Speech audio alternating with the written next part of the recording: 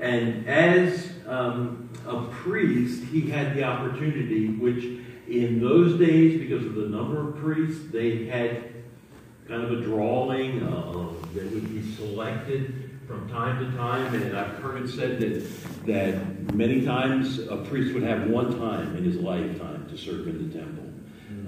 Others would have more opportunities, but if you were one of the many priests and the Levites, it wasn't like you were there every day. It was a special thing when you were there.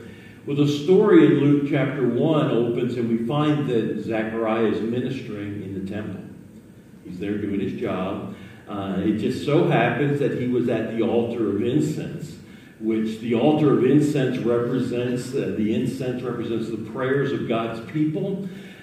He was there taking care of the flame and making sure that sweet-smelling savor was going up to the Lord, representing the prayer of his people. And he looked to the right, and I'm sure he was startled because no one else, he would have known who should have been there, who shouldn't have been there. But there's a man to the right of the altar. Well, that's his first thought, but it was the angel Gabriel, who appeared to him, standing by the right side. And Gabriel tells him not to be afraid, but like any good, obedient, servant of the Lord, he was afraid. He was shocked. Like I think any of us could normally and naturally expect ourselves to be concerned in that situation. But the angel looks at him and says, "Your prayers have been answered." Now I got thinking about that. I don't know, sometimes it's dangerous when I'm just sitting around reading the Bible and thinking through these words, because I'm like, Lord, why did, he's at the altar of incense, doing what was symbolic of the prayers of the people. Gabriel comes and says, hey, by the way, your prayers, God's going to answer your prayers. They've been answered. I kind of think that Elizabeth and Zechariah, being the age they were, and knowing that she was barren, I wonder how many years ago that he had last uttered that prayer for a child, for a son.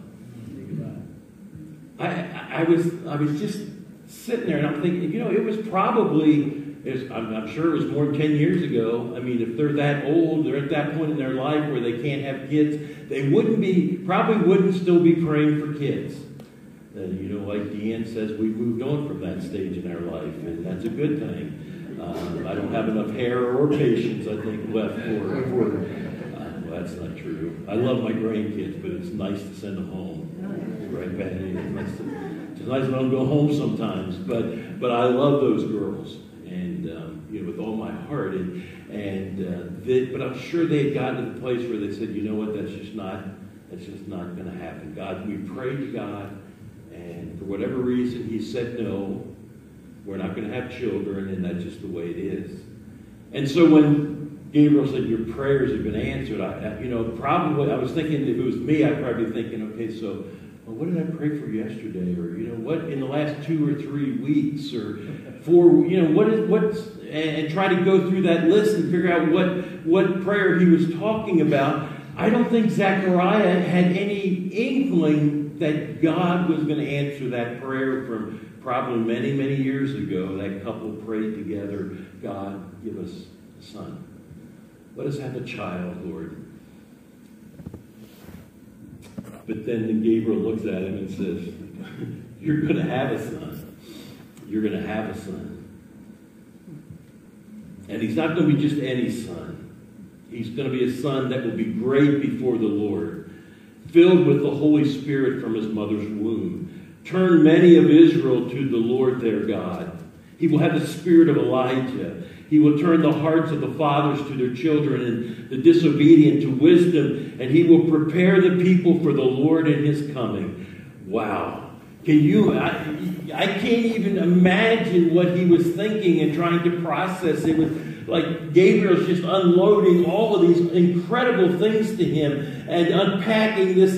And could he really try? I mean, you have to I kind of feel for Zechariah, because we like to say, man, he didn't believe God, and man, he should have had more faith. And I can argue that too this morning, that he should have. But if I were in that situation, I got a feeling that I would be questioning in my mind and heart, and the angel would say, It's easy for us to get down on someone like that and to really criticize him. But God was answering a long